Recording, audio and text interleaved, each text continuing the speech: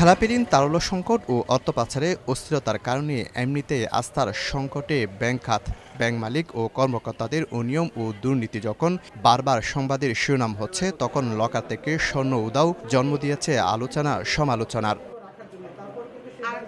চট্টগ্রামের চকবাজারে ইসলামী ব্যাংকের শাখার লকার থেকে প্রায় ২.২ কোটি টাকা মূল্যের ১৪৯ ভরি স্বর্ণ উধাও হয়েছে। ২৯ মে লকার খুলে মাত্র ১১ ভরি স্বর্ণ পান গ্রাহক, যদিও ব্যাংকে গচ্ছিত ছিল ১৬০ ভরি।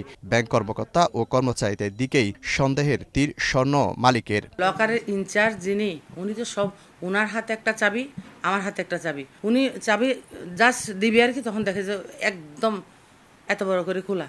তারপরে আমি খোলা শুনি, সাথে সাথে আমি চেয়ার ছিল একটা, আমি সাথে ও আল্লাহ বলে আমি চেয়ারের মধ্যে ডলে পড়ে গেছি। ইসলামী ব্যাংকে রাখা হয়েছে সবচেয়ে সেফটি মেনটেন করেই রাখা হবে, তো এর মধ্যে দিয়ে যে এই ঘটনা ঘটে যাবে আমরা তো পুরো অ্যাস্টোনিশড হয়ে গেছি ওই দিন। তবে ব্যাংক কর্তৃপক্ষ বিষয়টি অস্বীকার করে উল্টো দোষ চাপালেন গ্রাহকের উপর। তাদের দাবি, কোনো একসময় গ্রাহকই সরিয়েছে স্বর্ণ।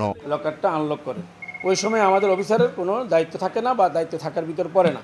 উনি আবার বন্ধ করে দিয়ে যখন লকার থেকে বেরিয়ে আসেন, তখন আমাদের অফিসার গিয়ে দরজা বাইরের দরজা আনলক করেন, কারণ ওখানে কোনো চাবি ডুপ্লিকেট করার সুযোগ নেই।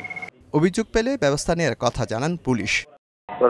আমি গিয়েছিলাম, আমি গিয়ে ব্যাংকের লোকজনকে জিজ্ঞাসা করেছি, ওরা বলছে হ্যাঁ লকার খোলা হয়েছে। আমরা এখনো পর্যন্ত থানায় কোনো লিখিত দেয়নি। এ ঘটনায় ব্যাংকের প্রতি আস্থার সংকট ও ক্ষোভের কথা জানান গ্রাহকরা। ব্যাংক ডাকাতি হয় নাকি? ওর নিজস্ব লোক আছে, ষড়যন্ত্র করে ওটা ডাকাতি করে। ব্যাংকের কোনো স্টাফের সমস্যা আছে। বাসায় রাখতেছি না, চুরি হয়ে যাবে।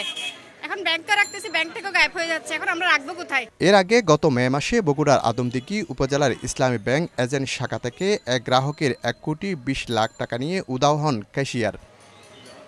শফিকুল আলম, সময় সংবাদ, চট্টগ্রাম।